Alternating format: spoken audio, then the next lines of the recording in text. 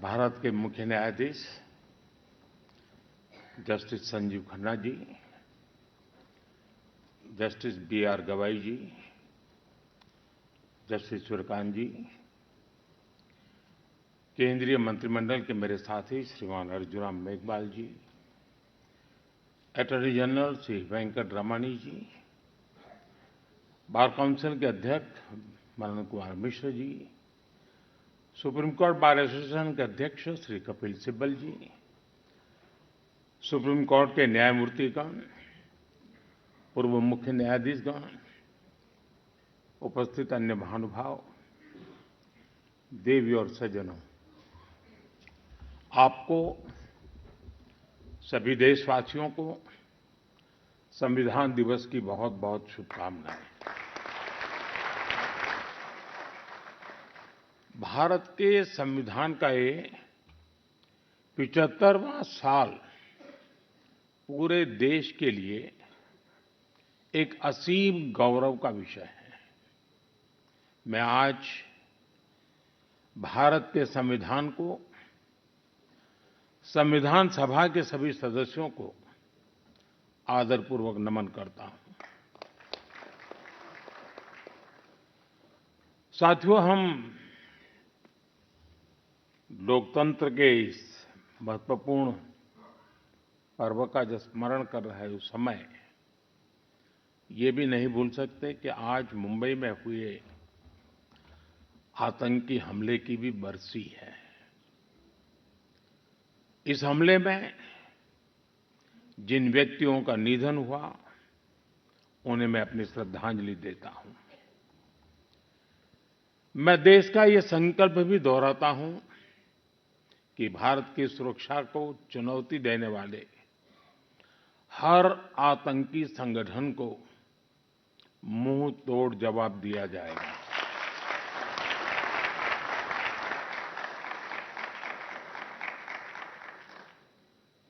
साथियों, संविधान सभा की लंबी बहस के दौरान भारत के गणतांत्रिक भविष्य पर गंभीर चर्चाएं हुई थी।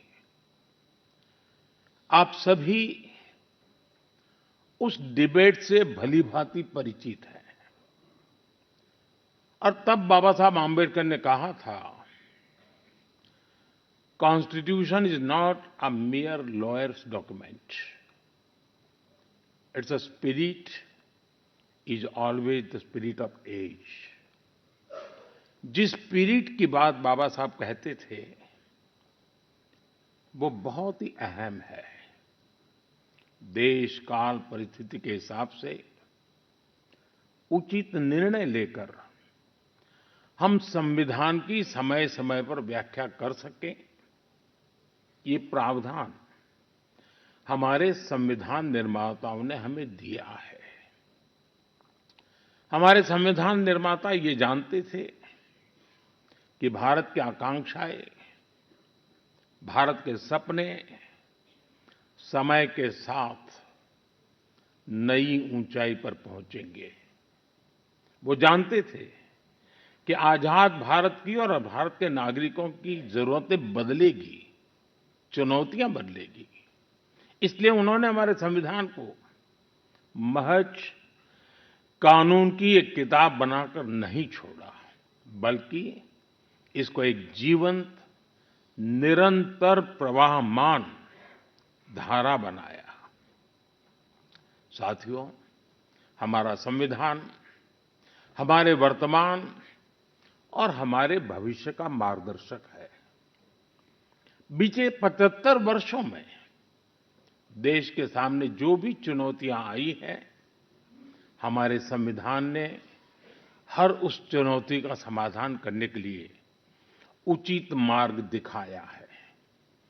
इसी कालखंड में आपातकाल जैसा समय भी आया और हमारे संविधान ने लोकतंत्र के सामने आई इस चुनौती का भी सामना किया। हमारा संविधान देश की हर जरूरत, हर अपेक्षा पर खरा उतरा है। संविधान से मिली इस शक्ति की वजह से ही आज जम्मू कश्मीर में भी बाबा साहब का संविधान पूरी तरह लागू हुआ है। आज वहां पहली बार संविधान दिवस मनाया गया है। साथियों, आज भारत परिवर्तन के इतने बड़े दौर से गुजर रहा है। ऐसे अहम समय में भारत का संविधान ही हमें रास्ता दिखा रहा है, हमारे लिए गाइडिंग लाइट बना हुआ है। साथियों, भारत के भविष्य का मार्ग अब बड़े सपनों, बड़े संकल्पों की सिद्धि का है। आज हर देशवासी का एक ही ध्येय है, विकसित भारत का निर्माण। विकसित भारत का मतलब है जहां देश के हर नागरिक को एक क्वालिटी ऑफ लाइफ मिल सके, डिग्निटी ऑफ लाइफ मिल सके। ये सामाजिक न्याय, सोशल जस्टिस का भी बहुत बड़ा माध्यम है और ये संविधान की भी भावना है। इसलिए बीते वर्षों में देश में लोगों के बीच आर्थिक और सामाजिक समानता लाने के लिए कई कदम उठाए गए हैं। बीते 10 वर्षों में 53 करोड़ से ज्यादा ऐसे भारतीयों का बैंक खाता खुला है जो बैंक के दरवाजे तक नहीं पहुंच पाते थे। बीते 10 वर्षों में 4 करोड़ ऐसे भारतीयों को पक्का घर मिला है जो कई कई पीढ़ियों से बेघर थे। बीते 10 वर्षों में 10 करोड़ से ज्यादा ऐसी महिलाओं को मुफ्त गैस कनेक्शन मिला है जो बरसों से अपने घर में गैस पहुंचने का इंतजार कर रही थी। हमें आज के जीवन में बहुत आसान लगता है कि घर में नल खोला और पानी आ गया, लेकिन देश में आजादी के 75 साल बाद भी सिर्फ 3 करोड़ घर ही ऐसे थे जिनमें नल से जल आता था। करोड़ों लोग तब भी अपने घर में नल से जल का इंतजार कर रहे थे। मुझे संतोष है कि हमारी सरकार ने 5-6 साल में 12 करोड़ से ज्यादा घरों को नल से जल देकर नागरिकों का और विशेषकर महिलाओं का जीवन आसान बनाया है। संविधान की भावना को सशक्त किया है।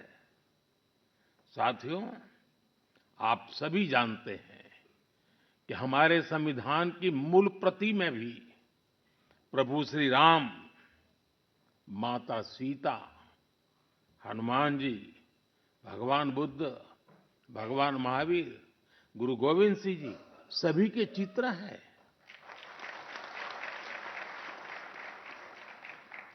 भारत की संस्कृति के प्रतीक इन चित्रों को संविधान में इसलिए स्थान दिया गया ताकि वो हमें मानवीय मूल्यों के प्रति सजग करते रहे। ये मानवीय मूल्य आज के भारत की नीतियों और निर्णयों का आधार है। भारतीयों को त्वरित न्याय मिले, इसके लिए नई न्याय संहिता लागू की गई है। दंड आधारित व्यवस्था अब न्याय आधारित व्यवस्था में बदल चुकी है। महिलाओं की राजनीतिक भागीदारी बढ़ाने के लिए नारी शक्ति बंधन अधिनियम का ऐतिहासिक निर्णय हुआ है। हमने थर्ड जेंडर को उनकी पहचान और उनका हक दिलाने के लिए भी कदम उठाए हैं। हमने दिव्यांगजनों के जीवन को आसान बनाने के लिए भी व्यवस्थाएं बनाई हैं। साथियों, आज देश का बहुत ज्यादा जोर देश के नागरिकों की ईज ऑफ लिविंग पर है, एक समय था जब पेंशन पाने वाले सीनियर सिटीजन्स को बैंक में जाकर साबित करना होता था कि वो जीवित है। आज सीनियर सिटीजन्स को घर बैठे ही डिजिटल लाइफ सर्टिफिकेट्स की सुविधा मिल रही है। करीब-करीब 1.5 करोड़ सीनियर सिटीजन्स अब तक इस सुविधा का लाभ उठा चुके हैं। आज भारत वो देश है जो हर गरीब परिवार को 5 लाख रुपए तक के मुफ्त इलाज की सुविधा देता है। आज भारत वो देश है जो 70 वर्ष से ऊपर के हर बुजुर्ग को फ्री हेल्थ केयर की सुविधा देता है। देश के हजारों जन औषधि केंद्रों पर आज 80% डिस्काउंट पर सस्ती दवाइयां मिल रही हैं। एक समय में हमारे देश में इम्यूनाइजेशन की कवरेज भी 60% से भी कम थी। करोड़ों बच्चे हर साल टीकाकरण से छूट जाते थे। आज मुझे संतोष है कि अब मिशन इंद्रधनुष की वजह से भारत में इम्यूनाइजेशन की कवरेज 100% पहुंच रही है। आज दूर-सुदूर के गांवों में भी समय पर बच्चों का टीकाकरण हो पा रहा है। इन प्रयासों ने गरीबों की, मध्यम वर्ग की बहुत बड़ी चिंता कम की है। साथियों, आज देश में कैसे काम हो रहा है, उसका एक उदाहरण एस्पिरेशनल डिस्ट्रिक्ट अभियान भी है। देश के 100 से अधिक ऐसे जिले जिन्हें पिछड़ा कहा जाता था, हमने उन्हें एस्पिरेशनल डिस्ट्रिक्ट माना और वहां हर पैरामीटर में विकास की गति तेज की गई है। आज देश के अनेक एस्पिरेशनल डिस्ट्रिक्ट दूसरे जिलों से बहुत बेहतर कर रहे हैं। अब इसी मॉडल के आधार पर हमने एस्पिरेशनल ब्लॉक प्रोग्राम भी शुरू किया है। साथियों, लोगों की रोजमर्रा की जिंदगी से परेशानियां खत्म करने पर भी आज देश का बहुत ज्यादा जोर है। कुछ साल पहले तक भारत में 2.5 करोड़ घर ऐसे थे जो शाम होते ही अंधेरे में डूब जाते थे। उन घरों में बिजली कनेक्शन ही नहीं था। सबको बिजली का मुफ्त कनेक्शन देकर देश ने उनके जीवन को रोशन कर दिया है। बीते वर्षों में दूर-सुदूर इलाकों में भी हजारों की संख्या में मोबाइल टावर्स लगाए गए हैं ताकि लोगों को 4G, 5G कनेक्टिविटी मिलती रहे। पहले कभी आप अंडमान या लक्षद्वीप जाते थे तो वहां ब्रॉडबैंड कनेक्टिविटी नहीं मिलती थी। आज अंडर वाटर ऑप्टिकल फाइबर ने ऐसे द्वीपों तक भी अच्छी स्पीड वाला इंटरनेट पहुंचा दिया है। हमारे यहां गांव के घरों, गांव की जमीन से जुड़े कितने विवाद होते रहे हैं, ये भी हम भली-भांति जानते हैं। पूरी दुनिया में विकसित देशों के सामने भी लैंड रिकॉर्ड एक बहुत बड़ा चैलेंज रहा है, लेकिन आज का भारत इसमें भी लीड ले रहा है। पीएम स्वामित्व योजना के तहत आज गांव के घरों की ड्रोन मैपिंग की जा रही है और लीगल डॉक्यूमेंट इश्यू किए जा रहे हैं। साथियों, देश के विकास के लिए आधुनिक इंफ्रास्ट्रक्चर का तेज निर्माण भी उतना ही जरूरी है। इंफ्रास्ट्रक्चर के प्रोजेक्ट समय पर पूरे होने से देश का धन भी बचता है और प्रोजेक्ट भी, उसकी उपयोगिता भी बहुत बढ़ जाती है। इसी सोच के साथ प्रगति नाम से एक प्लेटफॉर्म बनाया गया है जिसमें इंफ्रा प्रोजेक्ट्स का रेगुलर रिव्यू होता है और इनमें से कुछ प्रोजेक्ट्स तो ऐसे होते जो 30-30, 40-40 साल से पेंडिंग थे। मैं खुद इसकी मीटिंग को चेयर करता हूं। आपको जानकर अच्छा लगेगा कि अभी तक 18 लाख करोड़ रुपए के ऐसे प्रोजेक्ट्स को रिव्यू करके उनके सामने की अड़चनों को दूर किया जा चुका है। समय पर पूरे हो रहे प्रोजेक्ट्स लोगों के जीवन पर बहुत सकारात्मक प्रभाव डाल रहे हैं।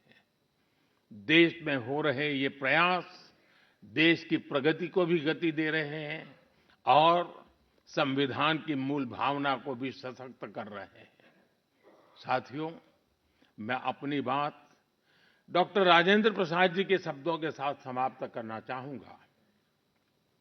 26 नवंबर आज के ही दिन 1949 में संविधान सभा में अपने समापन भाषण में डॉक्टर राजेंद्र प्रसाद जी ने कहा था, भारत को आज ईमानदार लोगों के एक समूह से ज्यादा कुछ नहीं चाहिए, जो अपने हितों से आगे देश का हित रखेंगे।